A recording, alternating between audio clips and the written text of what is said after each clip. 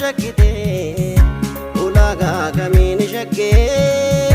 foto si foto namanamu hamana da uzi arge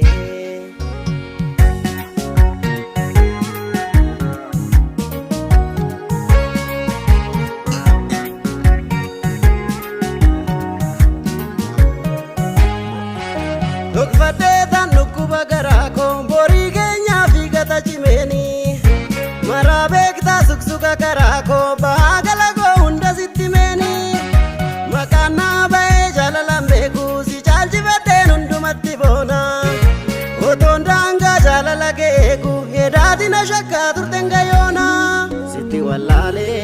amalige inni durani arrajirame durani inni durani durena jalatu dugani na shakku fete bubullani amma durani angate jalalle kalesa walitti segna irrakesa ega fagade